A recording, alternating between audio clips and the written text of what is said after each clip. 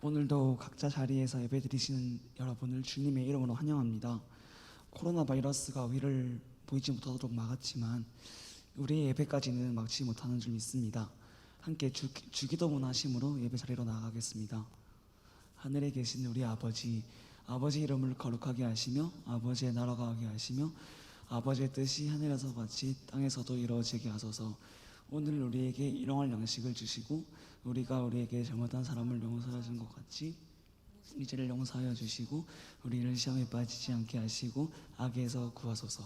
나라와 권능과 영광이 영원히 아버지의 것입니다. 아멘. 저희가 각자 있는 자리에서 하나님을 찬양하며 나아갑시다. 함께 찬양합시다. 주님, 내가 주의 장막을 사모합니다. 내가 주의 장막을 사모합니다. 오직 주의 임재를 갈망합니다. 주의 집에서의 하루가 다른 곳의 첫날보다 좋으니 주 사랑 안에 머물러 사랑 노래합니다. 다시 주님, 내가 주의 장막을 사모합니다. 주님, 내가 주의 장막을 사모합니다. 오직 주의 임재를 갈망합니다. 주의 집에서의 하루가 다른 곳의 첫날보다 좋으니 주 사랑 안에 머물러 사랑 노래합니다. 나의 평생에 단 한 가지 소원, 주의 아름다우신 보며 사랑 노래하는 것. 나의 왕 대신 주님의 얼굴 구하며 주 사랑 안에 머물러 사랑 노래합니다. 처음부터 다시 찬양합시다. 주님, 내가 주의 장막을 사모합니다. 주님, 내가 주의 장막을 사모합니다. 오직 주의 임재를 갈망합니다. 주의 집에서의 하루가 다른 곳의 첫날보다 좋으니 주 사랑 안에 머물러 사랑 노래합니다. 주님, 내가 주의 장막을 사모합니다. 주님, 내가 주의 장막을 사모합니다. 오직 주의 임재를 갈망합니다. 주의 집에서의 하루가 다른 곳의 첫날보다 좋으니 주 사랑 안에 머물러 사랑 노래합니다. 나의 평생에 단 한 가지 소원, 주의 아름다우신 보며 사랑 노래합니다.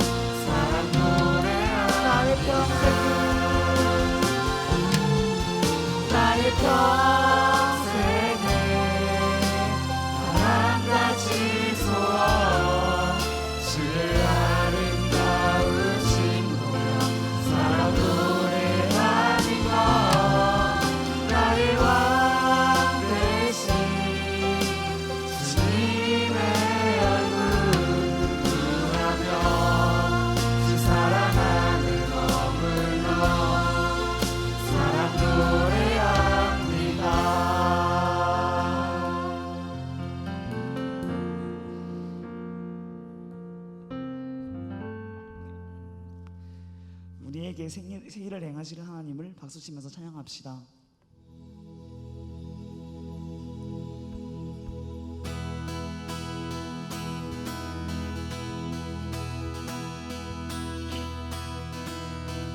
주를 찬양해 주를 찬양해 나의 맘 다해 나의 맘 다해 찬양 가운데 임하시는 주 우리 맘 다해 주를 높일 때 기쁨 내 안에 흘러넘치네 주를 찬양해 주를 찬양해 나의 맘 다해 찬양 가운데 임하시는 주 우리 맘 다해 주를 높일 때 기쁨 내 안에 흘러넘치네 감사의 노래 주께 내게 새 일 행하시네 주님의 은혜 크신 사랑 찬양하네 주님을 경배할 때 주를 더욱 알기 원해 거룩하신 주 전능하신 하나님 처음부터 다시 찬양합시다. 주를 찬양해 주를 찬양해 나의 맘 다해 찬양 가운데 임하시는 주 우리 맘 다해 주를 높일 때 기쁨 내 안에 흘러넘치네 감사의 노래 주께 내게 새 일 행하시네 주님의 은혜 크신 사랑 찬양하네 주님을 경배할 때 주를 더욱 알기 원해 거룩하신 주 전능하신 하나님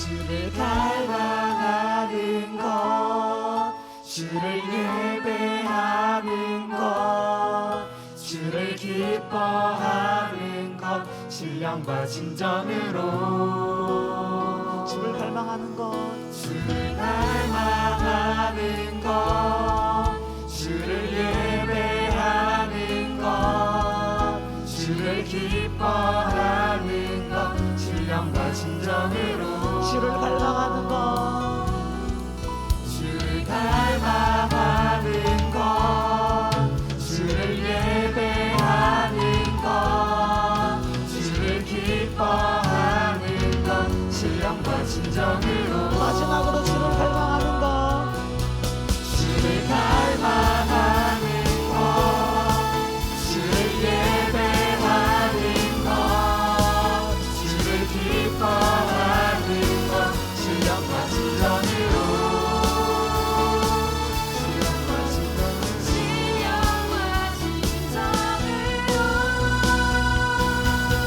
감사의 노래 주께 내게 새 일 행하시네 주님의 은혜 크신 사랑 찬양하네 주님을 경배할 때 주를 더욱 알기 원해 거룩하신 주 전능하신 하나님 거룩하신 주 전능하신 하나님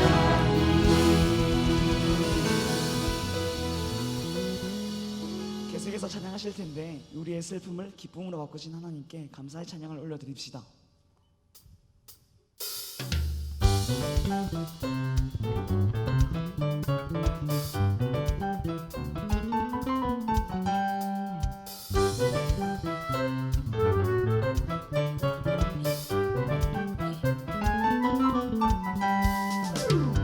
나의 슬픔을 주가 기쁨으로 변화시키시네.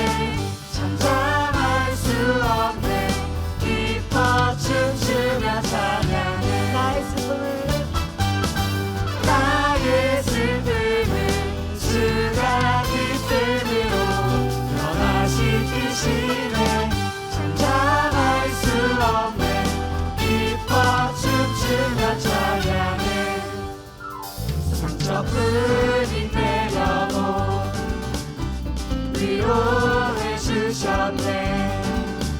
고통 중에 있을 때 주님 평안 주셨네.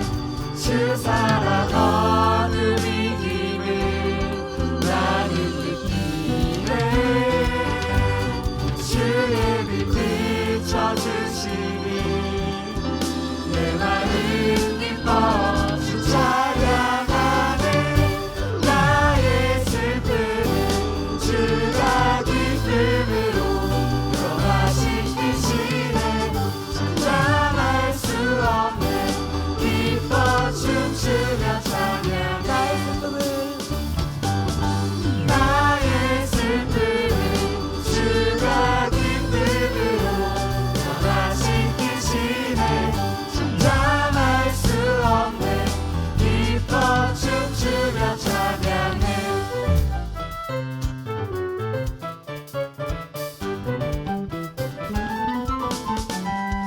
상처뿐인 내 영혼 위로해 주셨네. 고통 중에 있을 때 주님 평안 주셨네. 주 사랑 어둠이 힘을 나는 느끼네. 주의 빛 비춰주시니 내 마음 기뻐 주 찬양하네. 나의 슬픔을 주가 기쁨으로 변화시키시네.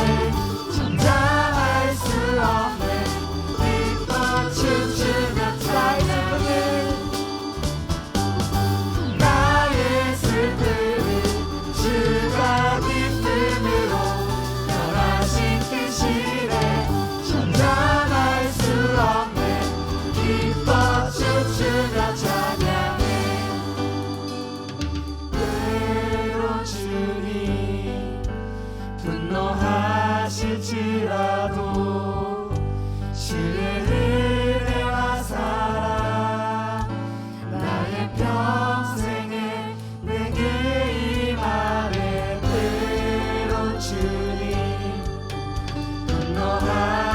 분노하실지라도 주의 은혜와 사랑 나의 평생에 내게 임하네. 나의 슬픔을 주가 기쁨으로 변화시키시네. 잠잠할 수 없네. 기뻐 춤추며 찬양해. 나의 슬픔을 주가 기쁨으로 변화시키시네. 잠잠할 수 없네. 기뻐 춤추며 찬양해. 기뻐 춤추며 찬양해. 기뻐 춤추며 찬양해. 하나님께 영광의 박수 올려드립시다.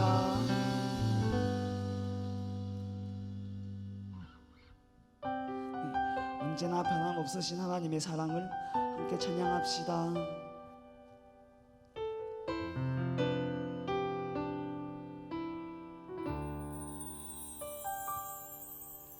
끊임없이 내 연약한 나를 둘러싸고 깊고 어두운 외로움에 나 신음할 때에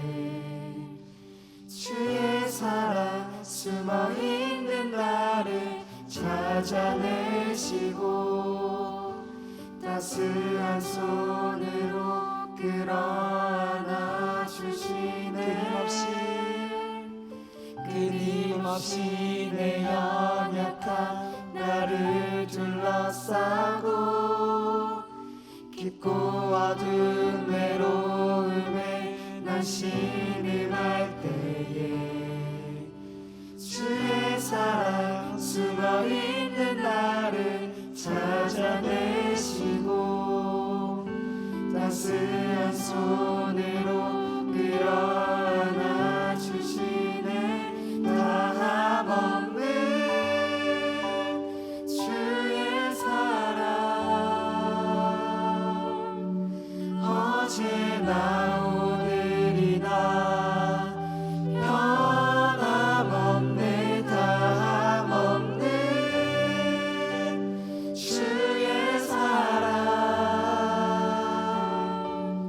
비교할 수 없는 크신 사랑.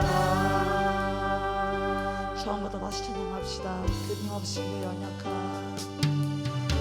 끊임없이 내 연약한 나를 둘러싸고 깊고 어두운 외로움에 나 신음할 때에 주의 사랑 숨어있는 나를 찾아내시고 따스한 손으로 끌어안아 주시네. 다함없는 주의 사랑 어제나 오늘이나 변함없네. 다함없는 주의 사랑 비교할 수 없는 크신 사랑. 다함없는 주의 사랑 어제나 오늘이나 변함없네.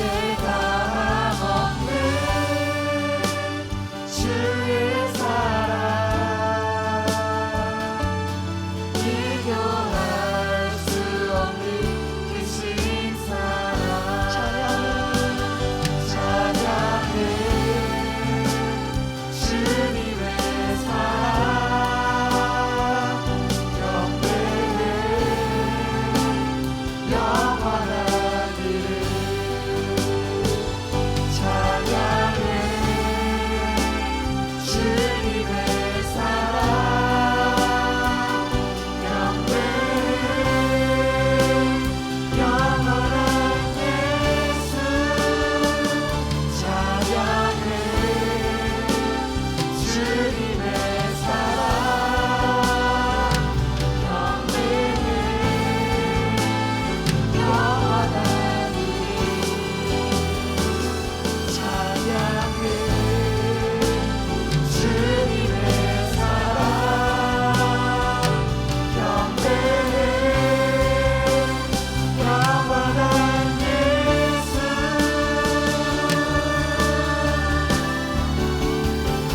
다함없는 주의 사랑 어제나 오늘이나 변함없네. 다함없는 주의 사랑 비교할 수 없는 크신 사랑.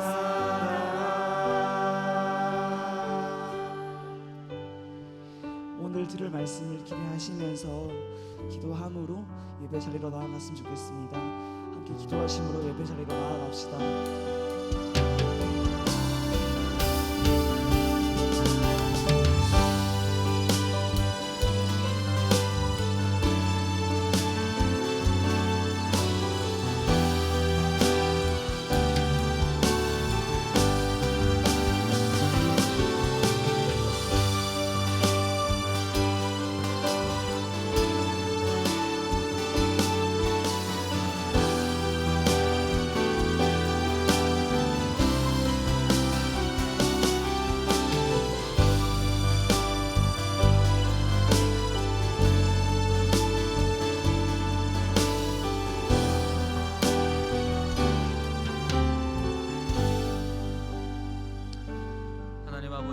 감사합니다. 여러 가지 어려운 일들로 인하여서 우리가 이렇게 이번 주에 온라인 예배로 하나님 앞에 예배를 드립니다. 하나님, 하지만 우리가 비록 이 자리에 함께 하지 못하지만 각자의 자리에서 주님 앞에 예배드리며 하나님 앞에 엎드리는 사랑하는 주의 청년들의 그 마음과 그 삶을 하나님께서 위로하여 주시옵시고 그 예배를 기뻐 받아 주시옵소서.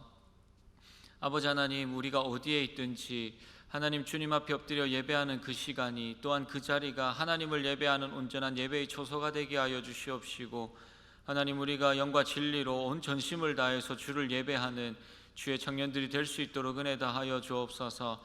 코로나로 인하여서 여러 가지 어려움을 당하는 사랑하는 주의 자녀들이 있습니다. 하나님, 기억하여 주시옵시고, 하나님, 어떠한 상황 가운데서도 하나님의 사용하심과 하나님의 손에 붙들리심을 잊지 않게 하여 주시옵시고, 믿음으로 담대하게 이 땅 가운데 하나님의 말씀으로 서서 주와 함께 동행하는 주의 자녀들 될 수 있도록 은혜 다하여 주옵소서. 하나님, 오늘 예배 가운데 우리와 함께 하시고, 하나님, 오늘 우리에게 주시는 이 말씀들을 통하여서 하나님 아버지, 우리도 주님의 손에 붙들려 하나님의 영광을 위하여서 살아가기를 소원하며 기도하며 하나님 주님 앞에 나아가는 은혜의 시간들이 될 수 있도록 축복하여 주옵소서.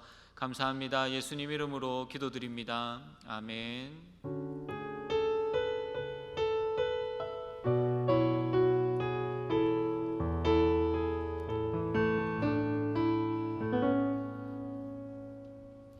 하나님의 말씀은 사사기 3장 12절에서 22절 말씀입니다. 제가 말씀을 봉독하도록 하겠습니다.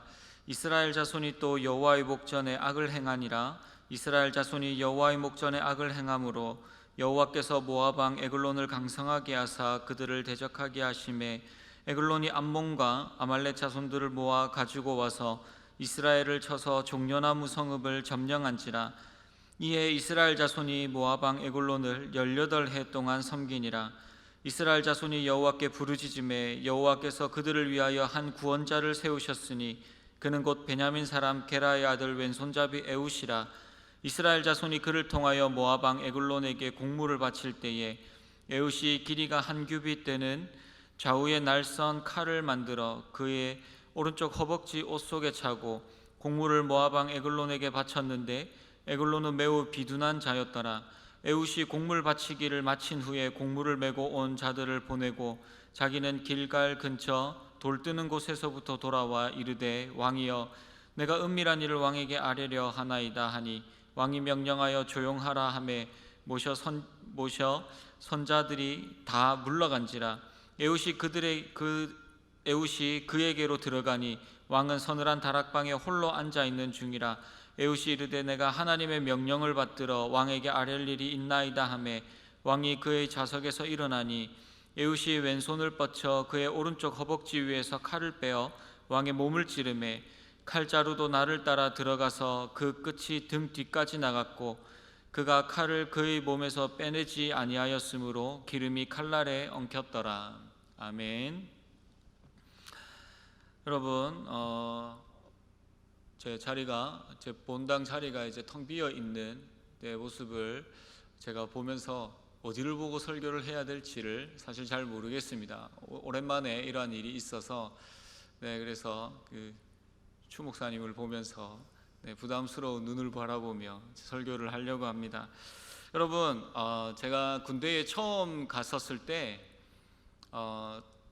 훈련소에서 이제 첫 예배를 드리는데 정말로 많이 울었던 기억이 있습니다. 왠지는 잘 모르겠는데 아마 이제 우리 군대 갔다 온 제 형제들은 잘 알겠지만 낯선 환경에서 그리고 맨날 드리던 그 예배의 장소에서 예배를 드리다가 이제 완전히 다른 환경과 다른 장소에서 또 뭐 아무도 없는 그러한 상황 가운데서 홀로 떨어져 있는 것과 같은 그러한 이제 느낌을 받았는데, 그런 상황에서 이제 예배 시간에 첫 예배를 드렸는데 다른 사람들은 다 막 실로암을 부르면서 의자를 집어던지고 의자가 아니고 모자를 집어던지고 막 그러면서 찬양하고 있는데 저는 한 곳에 앉아서 계속해서 울면서 기도했던 그러한 제 기억이 있습니다.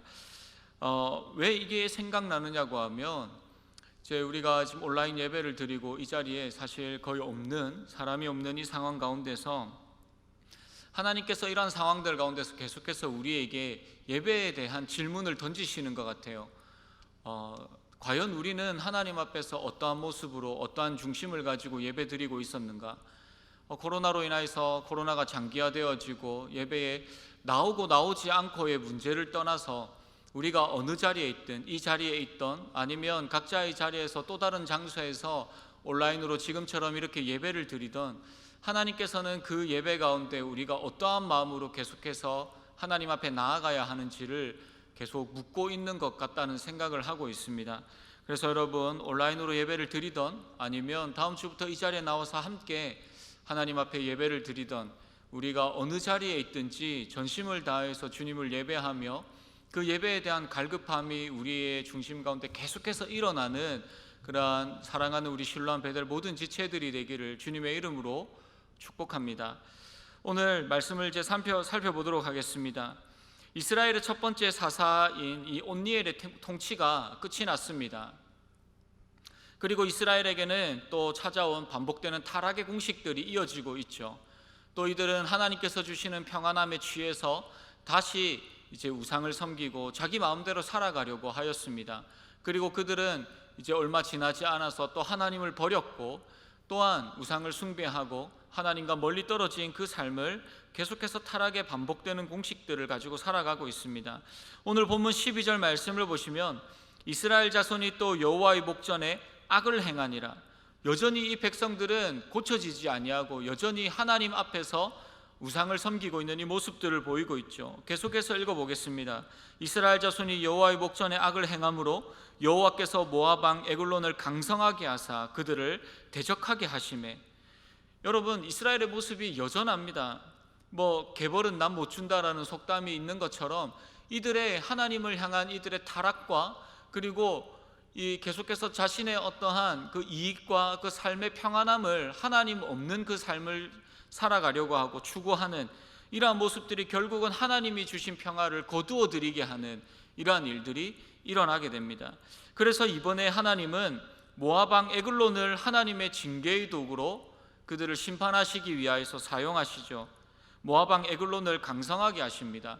여러분, 원래 하나님은 하나님의 택하신 이스라엘 백성들을 강하게 하시고 강성하게 하시고 하나님의 백성으로 세우시는데 사사시대는 이게 완전히 반대로 이루어지는, 그래서 사사시대에는 이방나라를 강성하게 하시고 이스라엘을 약하게 만드시는 이러한 일들을 하나님께서 계속해서 행하시고 있는 것이죠.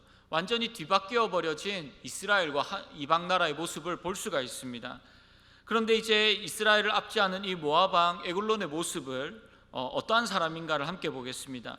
13절 말씀을 보시면 암몬과 그가 아말렉을 점령하고 난 뒤에 그리고 이스라엘을 쳐서 종려나무 성읍을 점령하였다라고 이야기를 하고 있습니다.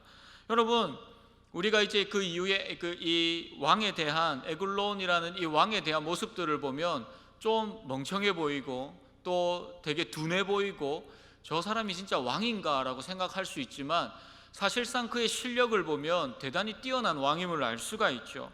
암몬을 점령하고 또한 아말렉을 점령하고 이어서 그 여세를 몰아서 다시 이스라엘을 점령한 대단한 사람임을 알 수가 있습니다.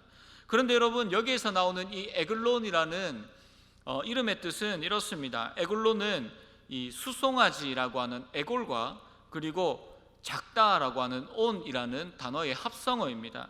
즉 이 에글론이라는 이름의 뜻은 특권을 누리는 비둔하고 그리고 작은 짐승, 작은 수송아지와 같다라는 이름의 뜻을 가지고 있죠. 여러분, 이 왕이 얼마나 비참한 최후를 맞이하였습니까? 이후의 이야기들을 우리가 말씀을 읽어보면 에훗은 정말로 비둔하고 암몬과 아말렉을 점령할 만큼 대단한 사람으로 사실 보이지 않습니다. 그런데 이스라엘 백성들은 이러한 자에게 지금 점령을 당하고 압제를 당하고 있다는 것이죠. 그에게 평화를 빼앗겼습니다. 여러분, 왜 이 사사기 저자는 모압 왕의 이름을 에글론이라고 그렇게 밝히고 있을까요? 하나님을 떠나서 우상을 섬기는 자를 괴롭히고 압제하는 자가 바로 이러한 자들이라는 것이죠. 세상에서는 잘 나갑니다. 한 나라의 왕이며 그리고 정복자입니다. 하지만 그가 보여주고 있는 그 하나님 앞에서의 모습은 너무나도 비천하고 잘난 것이 없고 아무것도 아닌 보잘것없는 자임을 강조하고 있는 것이죠. 하나님은 그러한 자를 사용하셔서 이스라엘을 훨씬 더 이 비참하게 만들고 계십니다. 여러분, 지금 이스라엘의 현 상황이 어떻습니까? 13절 하반절에서 이 에글론이 종려나무 성읍을 점령하였다라고 합니다. 여러분, 이 종려나무 성읍은 신명기 34장 3절 말씀해 보시면 네겝과 종려나무의 성읍 여리고 골짜기 평지를 소알까지 보이시고 라고 말씀하고 있습니다. 즉 여기서 이야기하는 종려나무 성읍은 이 여리고 그리고 여리고 골짜기 평지를 이야기하는 것이죠. 여러분, 즉 이스라엘 백성들은 여리고성을 이 에글론에게 빼앗겼습니다. 여러분, 이 여리고성이 어떠한 곳입니까? 가나안 정복의 상징적인 장소입니다. 그런데 이곳을 이스라엘 백성들이 빼앗겨 버렸다는 것이죠. 그리고 이들은 에글론을 18년간 그들이 이제 왕으로 섬기게 됩니다. 그런데 여러분 잘 보십시오. 처음에는 메소포타미아 왕에게 8년 동안 압제를 받았습니다. 그 8년 동안의 압제 가운데 고통 가운데서 하나님 앞에 부르짖어서 온니엘이라는 첫 번째 사사가 등장하게 되었죠. 그런데 이제 두 번째 압제에서는 18년으로 늘어나게 됩니다. 그리고 이 년수가 계속해서 조금씩 늘어나더니 나중에 삼손이 사사가 될 때에는 40년간 지배를 당하고 있는 그런 모습을 보게 된다는 것이죠. 즉 평화의 기간은 점점 짧아지게 되고 압제의 기간들이 점점 늘어나게 된다는 것입니다. 어쨌든 이러한 상황에서 이스라엘 백성들이 지금 할 수 있는 것이 무엇입니까? 마찬가지로 그들은 고통 가운데 하나님 앞에 그냥 부르짖을 수밖에 없다는 것입니다. 괴로움에 소리치는 것밖에 없습니다. 그런데 하나님은 이번에도 또 그들 가운데 그 고통받고 있는 이스라엘 백성들의 모습을 보시고 또 애통하는 그 마음과 이스라엘을 향한 그 사랑의 마음을 발현하셔서 한 구원자를 세우십니다. 그리고 그 구원자를 오늘 말씀에서 베냐민 지파 사람 에훗이라는 이 사사를 세우셔서 그들을 구원하십니다. 여러분, 에훗이 어떠한 사람입니까? 하나님은 왜 에훗을 세우시고 왜 이 사람을 통하여서 이스라엘 백성들을 구원하십니까? 왜 그를 구원의 도구로 사용하셨습니까? 우리 오늘 두 가지 이유를 가지고 함께 말씀을 살펴보고자 합니다.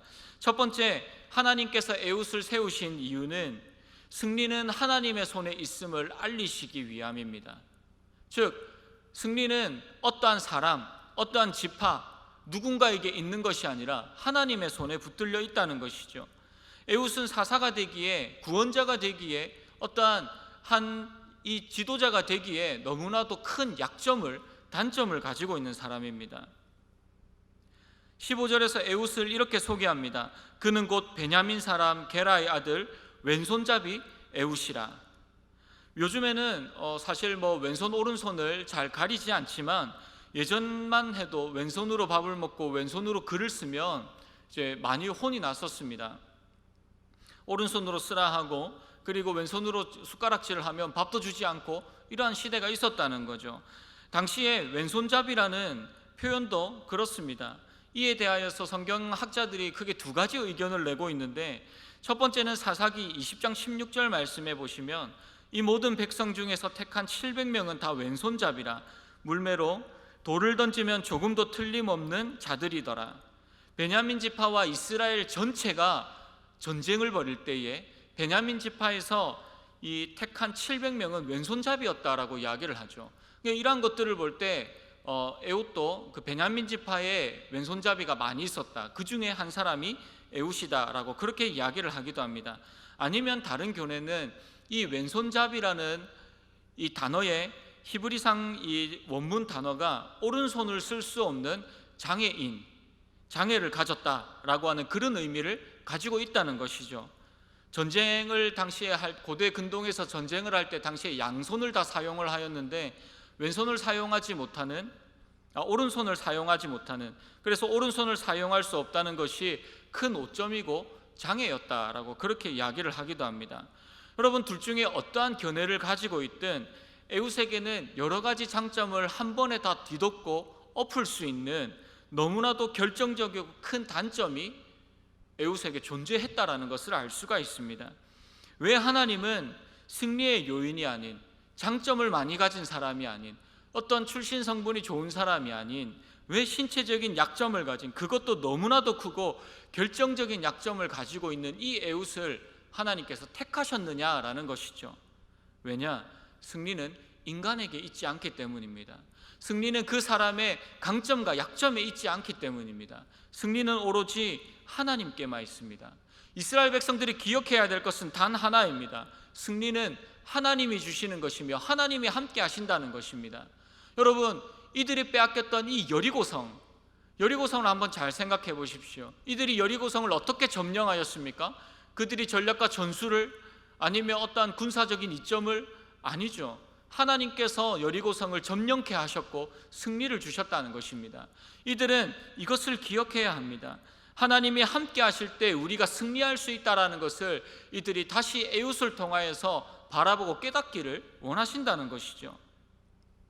그들이 여리고성을 무너뜨릴 때, 그리고 요단강을 건널 때, 가나안 땅을 계속해서 정복할 때에 전략과 전술과 무기와 병사나 이러한 것들이 아니라 하나님이 함께 하실 때 승리하였음을 기억해야 합니다.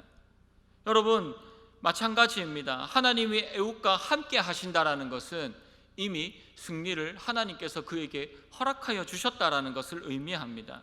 오늘 읽지 않았지만 사사기 3장 27절에서부터 29절 말씀을 보시면, 그가 이르러 에브라임 산지에서 나팔을 불매 이스라엘 자손이 산지에서 그를 따라 내려오니 에웃이 앞서가며 그들이 이르되 나를 따르라, 여호와께서 너희의 원수들인 모압을 너희 손에 넘겨주셨느니라 하매, 무리가 에웃을 따라 내려가 모압 맞은편 요단강 나루를 장악하여 한 사람도 건너지 못하게 하였고, 그때에 모압 사람 약 10,000명을 죽였으니 모두 장사요 모두 용사라, 한 사람도 도망하지 못하였더라. 하나님께서 이스라엘의 그 승리를 하나님을 따라서 살아가는 그 에웃이라는 사람의 손에 붙여주셨다는 것이죠. 에웃이 불었던 나팔은 승리의 나팔입니다. 이는 여호와 하나님께서 그들과 함께 하신다라는 의미라는 것이죠. 하나님은 에웃의 손에 모압을 붙이셨습니다. 에웃의 어떤 전략과 전술이 이런 것들이 빛을 발하기 이전에 하나님은 에웃을 선택하셨고 그를 통하여서 그 승리를 확정지어 나가셨습니다. 그러므로 하나님의 승리는 능력과 장점과 어떠한 승리의 요인들을 통하여서 주시지 않으십니다. 하나님이 함께 하셔야 합니다. 하나님이 임재하셔야 됩니다. 하나님이 우리와 함께 우리의 삶에 역사하셔야 됩니다. 여러분, 이를 위하여서 기도하고 계십니까? 우리가 어떠한 것들을 이루기 위함이 아니라, 하나님, 내가 이러한 길을 걸어가려고 하는데, 나의 계획이 이런데 하나님, 나의 계획을 하나님 아버지께서 기억하시고 하나님, 무엇보다도 나와 함께하여 주시옵소서. 때로는 나의 계획이 어그러진다고 할지라도, 그것이 하나님이 원하시는 길이 아니어서 다른 길로 간다고 할지라도, 그럼에도 불구하고 내가 하나님이 나와 함께 하시면 그것으로 나는 만족합니다. 우리에게는 이 기도가 지금 너무나도 절실하게 필요하다는 것이죠. 이스라엘은 착각하고 있습니다. 자신들이 노력하면 다 잘 될 줄 알았습니다. 하나님께서 주신 평화를 그들이 잊어버리고 자기들 스스로 평화를 만들어내려고 하였습니다. 노력하려고 하였습니다. 물론 여러분, 노력해야 되죠. 애써야 합니다. 무조건 기도만 하고 밤새도록 기도하고 아무것도 하지 마십시오, 그런 이야기를 하는 것이 아닙니다. 하지만 하나님은 하나님 없는 노력과 하나님 없는 열심은 아무런 의미가 없음을 말씀하고 계신다는 것이죠. 여러분, 열심히 노력하십시오. 세상에 어떠한 리더가 되기를, 성공의 자리에 오르기를 기대하십시오. 여러분들이 원하는 계획들이 잘 이루어지기를 계획하고 간절히 간구하십시오. 그런데 여러분, 하지만 이 모든 것보다 가장 먼저 우리가 명심하고 해야 될 것은, 먼저 하나님 앞에 기도하며 또한 우리의 심령 가운데 항상 점검해야 하는 것은, 하나님의 승리의 손길이 나와 항상 함께하고 있는지, 나는 하나님과 지금 동행하고 있는지를 우리는 항상 점검하며 기도하며 하나님의 손을 붙들어야 합니다. 내 안에 한계를 넘어서 일하시는 하나님의 역사를 믿음으로 바라보며 그 하나님의 손을 붙들고 하나님과 함께 동행하는 사랑하는 우리 실로암 베델 모든 지체들이 되기를 주님의 이름으로 소원합니다. 두 번째, 에웃을 선택하신 이유는 약점을 강점으로 만드시는 분이 하나님이심을 보여주고 계시기 때문입니다. 에웃에 아까도 말씀했던 것처럼 신체적인 약점이 있었습니다. 굉장히 큰 약점이죠. 그런데 오히려 이 하나님께서는 이 약점을 가장 큰 강점으로 사용하신다는 것이죠.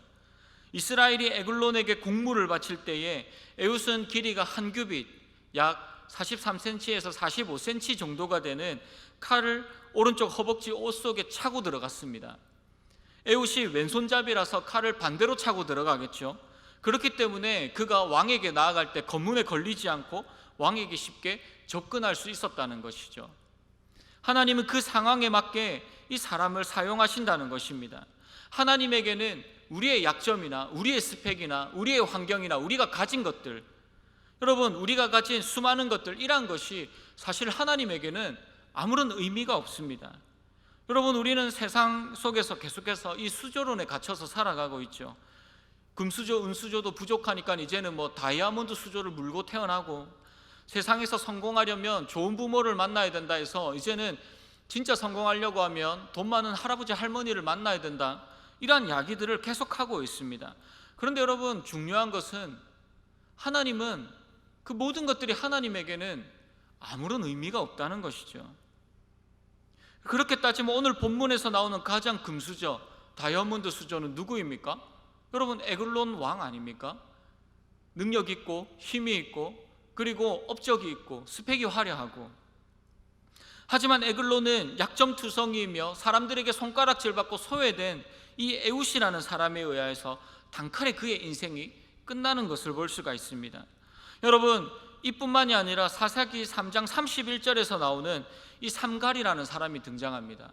정말로 짧은 이 한 구절에서 이 사람에 대한 이야기가 등장을 하는데, 에웃 후에는 아낫의 아들 삼갈이 있어 소모는 막대기로 블레셋 사람 600명을 죽였고 그도 이스라엘을 구원하였더라 라고 그렇게 이야기를 하고 있습니다. 여러분, 여기에서 아낫의 아들 삼갈, 이 사람이 누구입니까? 여러분, 이 사람에 대한 정보가 사실 거의 나오지 않습니다. 아낫의 아들이라는 말이 해석에 사실 많은 문제를 가져다주는 이 단어입니다. 왜냐하면 이 아낫이라는 말이 가나안을 섬기는 아스다롯을 의미하기 때문이죠. 그래서 여러 학자 중에서는 이 전쟁의 신이고 또한 사랑의 신으로 분리되어지는 이 가나안의 아스다롯을 섬기는 이 우상을 섬기는 자였나라고 그렇게 이야기를 하는 사람도 있습니다. 아니면 여호수아 15장의 아낫이 가나안의 한 성읍으로 이름으로 나오기 때문에 가나안의 보잘것없는 성읍 출신인가, 이방 사람인가라는 이야기를 하기도 합니다. 여러분, 사실 잘 모르겠습니다, 이 사람이 어떠한 출신인지. 그런데 중요한 사실은 하나님께서 그를 붙드시니까 블레셋 사람 600명을 쳐 죽여서 이스라엘을 구원하는 자로 그가 하나님 앞에 쓰임받았다라는 사실입니다. 여러분, 그가 들고 있었던 것이 무엇입니까? 소모는 막대기입니다. 이 막대기는 평소에 흔히 가지고 다니고 볼 수 있는 것입니다.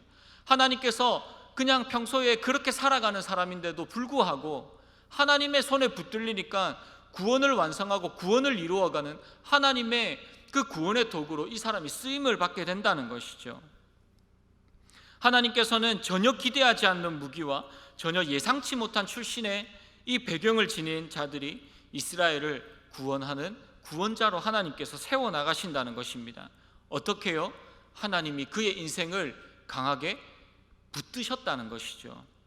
하나님은 온니엘과 같은 출신 성분이 좋은 사람도, 또한 장애가 있는 에웃과 같은 사람도, 아무도 보지 않고 아무도 관심을 가지지 않는 그 배경의 사람도 하나님은 사용하십니다. 하나님의 손에 붙들리기만 하면 하나님은 그 사람을 통하여서 하나님의 그 구원의 역사들을 완성시켜 나가신다는 것이죠. 연약하거나 흠이 있거나 평범한 사람들을 구원의 도구로 하나님은 사용하십니다. 하나님이 우리를 부르신 이유도 같습니다. 하나님께서는 연약한 우리를 지금 하나님의 역사를 위하여서 부르고 계십니다. 여러분, 우리가 세상 사람들과 또 누군가와 계속해서 비교해 나갈 때 여러분, 우리는 그 비교를 하면 할수록 좌절에 빠질 수밖에 없습니다. 나보다 돈이 더 많은 사람도 많고, 나보다 더 많이 가진 사람, 나보다 재능이 더 뛰어난 사람, 잘하는 사람, 수많은 사람들이 이 세상에 존재합니다.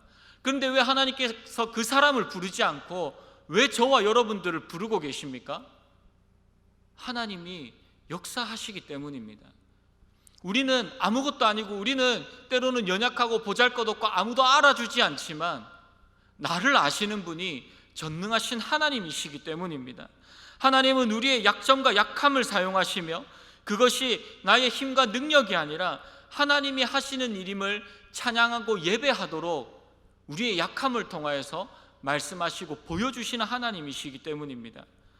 그러므로 사람이 어떠하든 하나님이 쓰시면 놀라운 일들이 일어나는 것이죠. 여러분, 오늘 말씀의 제목이 작은 몽당 연필의 이야기입니다. 여러분, 초등학교 때 연필을 써보셨습니까?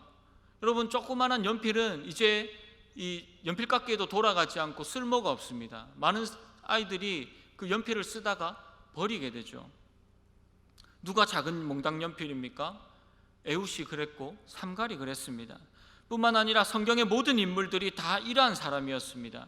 그리고 저와 여러분들도 하나님 앞에서 또한 어쩌면 세상 가운데서 우리도 이러한 몽당 연필과 같은 그러한 존재일 수 있습니다. 하나님이 에훗의 삶에 역사하신 이유를 하지만 에훗에게 두지 않으셨습니다. 그가 어떠한 사람이든 그가 세상에서 어떠한 존재이든 하나님은 필요에 따라서 또한 하나님은 하나님의 역사하심에 따라서 그 사람의 인생을 사용하시는 전능하신 하나님이시다라는 것이죠. 포커스는 하나님에게 맞춰져 있습니다. 이 이야기의 핵심은 에훗이 이렇게 해서 구원을 했다가 아니라 하나님께서 그의 인생을 이렇게 사용하셨다.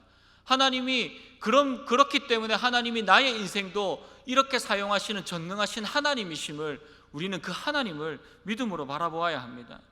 작은 몽당 연필처럼 아무도 거들떠보지 않고 쓸모가 없는 것 같아도 하나님께서 우리의 인생을 붙드시면, 하나님이 저와 여러분들의 그 삶을 붙드시고 우리의 삶이 하나님의 손에 있으면 하나님의 그 큰 역사를 이루는 도구로 우리는 쓰임받게 된다는 것이죠. 여러분, 지금 여러분들이 있어야 할 그 자리, 여러분들이 섬겨야 할 그 자리가 어디입니까? 여러분, 혹시 그 자리를 피하고 도망다니고 있지 않으십니까? 나는 이렇게 해서 부족해, 연약해, 아직 할 수 없어, 나의 약점 때문에, 나의 걱정 때문에. 하나님께서 세우신, 그리고 하나님께서 원하시는, 하나님께서 부르시는, 하나님께서 예비하시는 그 자리를 두려워하지 마시기 바랍니다. 그 자리에 서서 내가 하는 것이 아니라 하나님을 붙들고 기도하는 나의 삶을 통해 역사하시는 전능하신 하나님께서 역사하시고 그 모든 것들을 이끌어 나가실 것이기 때문입니다. 하나님은 전심으로 의지하는 그 사람을 기뻐하십니다. 위대한 역사를 이루어 나가시는 분은 전능하신 하나님이십니다. 여러분, 오늘 이 말씀을 통하여서 지금 여러분들이 여러분들의 삶을 어떻게 바라보고 있든, 또한 때로는 누군가 비교하면서 낮아지고 자존감이 없어지고 낮아지고, 그리고 나는 도대체 나에게 내 인생이 이 땅 가운데 무슨 쓸모가 있지? 라고 혹시나 그렇게 생각하시는 분이 있습니까? 그렇다면 오늘 이 말씀을 다시 한번 묵상하시면서 그럼에도 불구하고 나 같은 자를 이 땅에 보내주시고 하나님께서 나를 구원해 주시고 또한 말씀을 허락하여 주시고 그 말씀을 붙들고 다시 한번 하나님을 바라보고 기도할 수 있게 하여 주신 하나님 앞에 감사하시면서, 하나님 나와 함께 동행하시고 나의 작은 이 삶을 통하여서 하나님의 영광과 하나님의 역사를 위하여서 나의 삶이 귀하게 사용되게 하여 주시옵소서 라고 하나님 앞에 다시 한번 엎드려 기도하는 저와 여러분들이 되기를, 그리하여서 여러분들이 서 있는 그 자리에서 또한 우리 실로암 베델 공동체 안에서 여러분들의 가정과 여러분들의 직장과 여러분들이 준비하는 모든 계획들과 여러분들의 삶의 모든 영역 가운데서 하나님이 쓰실 때에 하나님 앞에 순종하며 그 부르심대로 그곳에서 믿음으로 그 사명을 감당하는 우리 모든 지체들이 되기를 주님의 이름으로 축복합니다.